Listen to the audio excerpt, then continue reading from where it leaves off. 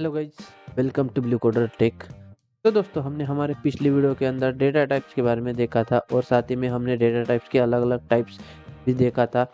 तो उनमें से जो फर्स्ट वाला टाइप था हमारा प्रिमिटिव डेटा टाइप, तो आज के इस वीडियो में हम उसे ही कवर करने वाले हैं।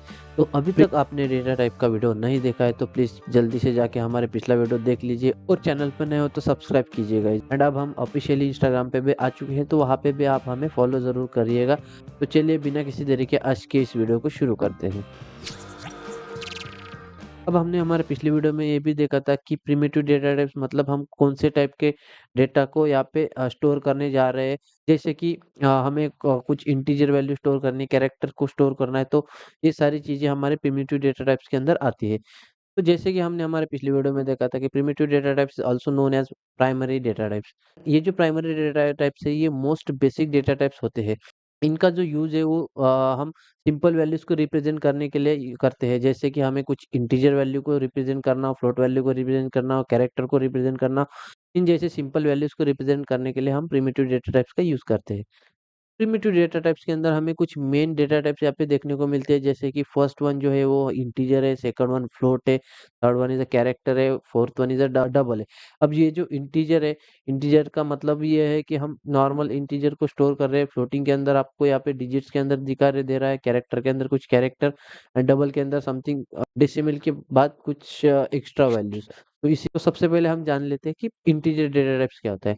अब इंटीजर डेटा टाइप्स को हम इंटीजर नंबर्स को स्टोर करने के लिए यूज़ करते हैं। अब इंटीजर नंबर क्या होता है? इंटीजर नंबर मतलब ऐसे नंबर जो पॉजिटिव या फिर नेगेटिव भी हो सकते हैं और ज़ीरो भी हो सकते हैं। बट जो इंटीजर नंबर जो है वो कोई भी डेसिमल वैल्यूज़ का नहीं होना चाहिए। बिना डेसिमल वैल्यू के नंबर को हम इंटीजर वैल्यूज़ कहते हैं। जैसे 1, 2, 3, 100, 1000 व्हाटएवर जो भी नंबर आप ले रहे हो उन वो सब नंबर जो है वो इंटीजर नंबर्स होते हैं। बट अगर हमें स्टोर ही करना है तो हम ऑक्टल, हेक्साडेसिमल या फिर डेसिमल वैल्यूज़ को भी यहाँ पे इंट के अंदर स्टोर कर सकते हैं। बट उसका एक अलग ड्रॉबैक है, उसके अंदर कुछ डेटा लॉस होता है तो इसलिए वो चीज़ हम यहाँ पे अवॉइड करते हैं। अब डिपेंडिंग ऑन डेटा टाइप कुछ-कुछ इम्पोर्टेंट चीज़ें हैं जो हमें यहाँ पे ध्यान में रखनी है जैसे कि रेंज। अब ये जो इंटीजर डेटा टाइप्स है इसकी जो रेंज है वो -2 147 483 6482 प्लस मतलब पॉजिटिव 2 147 483 एंड 647। अब ये जो काउंट है यहाँ पे जो हमारी स्केल होती है जहाँ पे हमारा जो 0 से इंडेक्सिंग स्टार्ट होता है, लेफ्ट साइड में जाएँगे तो नेगेटिव नंबर आएँगे, राइट साइड में जाएँगे तो पॉजिटिव नंबर आएँगे। तो ये हमारी स्केल है जो कि हमारा जो इंटीजर डेटा टाइप्स है वो या ये नंबर से लेकर ये नंबर तक हम इसके बीच में कोई भी नंबर यहाँ पे स्टोर कर सकते हैं। हम किसी वेरिएबल को स्टोर कर रहे हैं हमारे मेमोरी के अंदर तो मेमोरी की कुछ रिक्वायरमेंट भी होगी। उसके लिए हमें अगर इंटीजर डेटा टाइप को स्टोर करना है तो उसके लिए हमें 4 बाइट्स की मेमोरी एलोकेशन लगेगी। और साथ ही में हमने हमारे स्कैनफ एंड प्रिंटफ के वीडियो के अंदर देखा था कि हमें अगर किसी वेरिएबल को प्रिंट करना है तो उसके लिए एक हम फॉर्मेट स्पेसिफायर यूज़ करते हैं। तो अगर मुझे इंटीजर वैल्यू को प्रिंट करना है तो उसके लिए मुझे %d नाम से फॉर्मेट स्पेसिफायर यहाँ पे यूज़ करना पड़ेगा। और इसका जो सिंटैक्स है वो सिंपली ऐसा है कि इंट उसके बाद वेरिएबल का नाम। अब ये जो इंट है वो एक कीवर्ड है जो कि हमें रिप्रेजेंट करता है कि हम यहाँ पे इंटीजर टाइप का डेटा टाइप यहाँ पे यूज़ कर रहे हैं। ठीक है? तो ये है हमारा इंटीजर डेटा टाइप। अब इंटीजर डेटा टाइप्स के अंदर भी कुछ यहाँ पे अलग-अलग टाइप्स होते हैं, जैसे कि अनसाइंड इंटीजर। अब अनसाइंड इंटीजर को हम मोस्टली यूज़ करते हैं कि 0 से लेके पॉजिटिव जितने भी नंबर है, वो नंबर को स्टोर करने के लिए हम अनसाइंड इंटीजर को यूज़ कर सकते हैं। बट इसके अंदर हम कोई भी नेगेटिव नंबर स्टोर नहीं कर सकते, जस्ट लाइक साइंड इंटीजर। उसके बाद आता है शॉर्ट इंटीजर। शॉर्ट इंटीजर जो नॉर्मल इंट से साइज़ में थोड़ा छोटा है, मतलब इसको थोड़ी कम मेमोरी एलोकेशन लगती है, यानी कि 2 बाइट्स की मेमोरी एलोकेशन इसे लगती है। तो इसीलिए इसकी जो रेंज वैल्यूज़ है, वो भी यहाँ पे हमें नॉर्मल इंट से कम यहाँ पे देखने को मिलता है। जैसे कि यहाँ पे -32,768 से लेकर 32,767 तक हम यहाँ पे कोई भी नंबर यहाँ पे स्टोर कर सकते हैं। उसके बाद आता है लॉन्ग इंटीजर। लॉन्ग इंटीजर जो है वो नॉर्मल इंट का लार्जर वर्ज़न है और ये नॉर्मल इंट से ग्रेटर वैल्यू को स्टोर कर सकता है। और उसके बाद आता है हमारे पास unsigned short integer.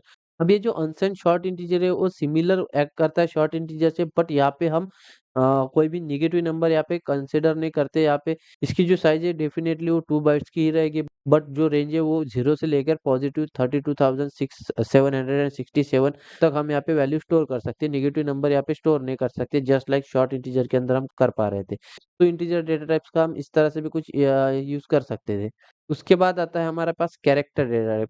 Character data type हमें ये अलाउ करता है कि हम ओनली सिंगल कैरेक्टर को यहाँ पे स्टोर कर पाएँ। अब अगर हमें सिंगल कैरेक्टर स्टोर करना है हमारे मेमोरी के अंदर, तो ऑब्वियसली उसका जो मेमोरी रिक्वायरमेंट है वो कम होगा, तो इसीलिए हमारा जो कैरेक्टर के लिए जो साइज़ है वो ओनली 1 बाइट की है। और ये सबसे बेसिक डेटा टाइप है हमारे सी के अंदर। ये कैरेक्टर डेटा टाइप जो है वो सिंगल कैरेक्टर को स्टोर करता है और इसके मेमोरी एलोकेशन भी सिंगल बाइट की ही लगती है। अभी इसकी जो रेंज है वो यहाँ पे -128 टू +128 और 0 टू 255 तक होती है। इसकी जो साइज़ है हमने देखा है कि 1 बाइट की इसको मेमोरी एलोकेशन लगेगी। अगर हमें हमारा जो कैरेक्टर डेटा टाइप है उसे प्रिंट करना है तो उसके लिए हम जो फॉर्मेट स्पेसिफायर यूज़ कर रहे हैं वो हमें %c यहाँ पे लिखना पड़ेगा। जैसे हम इंटीजर के अंदर %d लिखते थे, यहाँ पे हमें %c यहाँ पे लिखना पड़ेगा। उसके बाद हम यहाँ पे देखते हैं इसका सिंटैक्स। तो अगर हमें कैरेक्टर डेटा टाइप को यहाँ पे यूज़ करना है तो उसके लिए हमें चार कीवर्ड को यूज़ करना पड़ेगा followed by the variable name. तो अब तक हमने integer and character data type को देखा है, तो इन्हीं चीज़ों का हम प्रैक्टिकली एग्जांपल देखते हैं हमारे वीएस कोड के अंदर। तो चलिए वीएस कोड के अंदर और इसका जो प्रोग्राम है उसे रन करके एग्जीक्यूट करते हैं।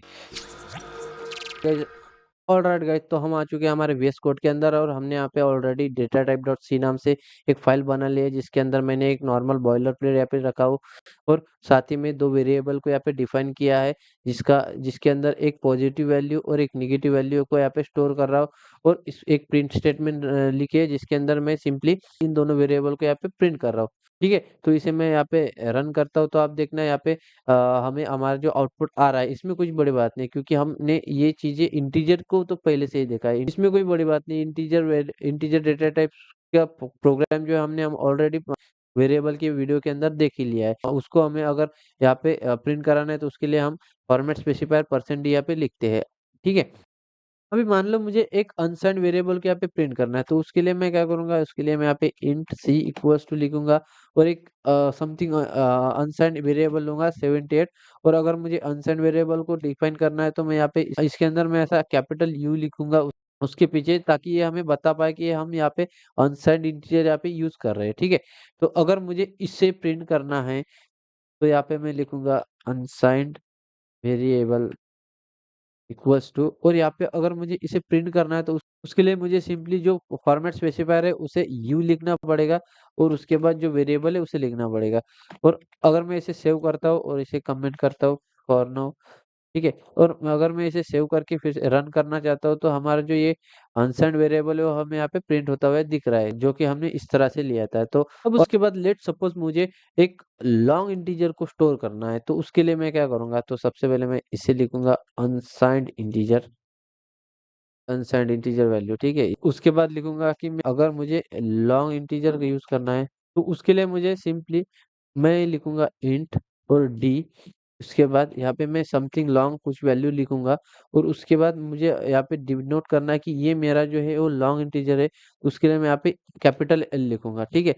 तो जैसे मैं यहाँ पे कैपिटल एल लिखता हूँ तो आप यहाँ पे देख सकते हो कि हमारा जो ये इसका डेटा टाइप है वो लॉन्ग इंटीजर टाइप का बन चुका है। अगर मुझे इसे यहाँ पे प्रिंट करना है तो उसके लिए मुझे यहाँ पे लिखना पड़ेगा लॉन्ग इंटीजर वैल्यू वेरिएबल, ठीक है? तो यहाँ पे भी मैं अनसाइन्ड इंटीजर वेरिएबल करूँगा और इसे मुझे अगर प्रिंट करना है तो उसके लिए मुझे यहाँ पे स्मॉल एल और उसके बाद डी लिखना पड़ेगा।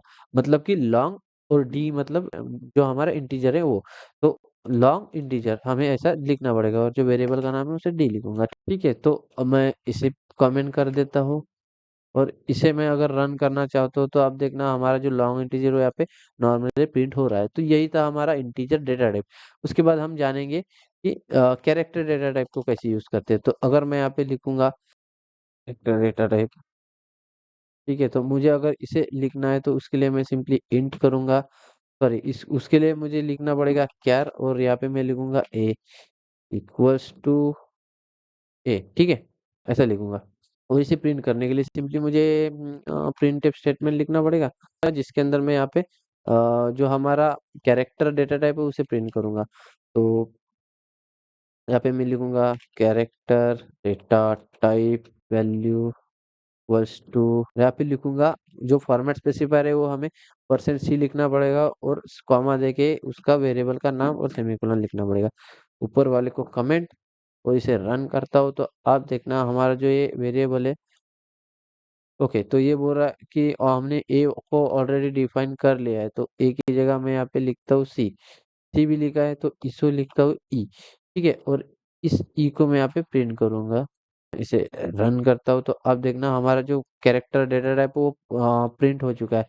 ठीक है, तो ये था हमारा कैरेक्टर डेटा टाइप। अब उसके बाद हम हमारे नेक्स्ट डेटा टाइप को देखते हैं। तो नेक्स्ट डेटा टाइप है हमारे पास फ्लोट डेटा टाइप। अब फ्लोट डेटा टाइप को हम फ्लोटिंग पॉइंट वैल्यूज को स्टोर करने के लिए यूज करते हैं। अब फ्लोटिंग पॉइंट वैल्यू मतलब कि जो वैल्यूज डेसिमल वैल्यूज रहते हैं और जिसके अंदर पॉइंट के बाद सम वैल्यूज आते हैं, तो उस तरह के वैल्यूज को स्टोर करने के लिए हम फ्लोट डेटा टाइप का यूज करते हैं। अब फ्लोट डेटा टाइप के अंदर हम डेसिमल के साथ साथ एक्सपोनेंट वैल्यूज को स्टोर कर सकते हैं।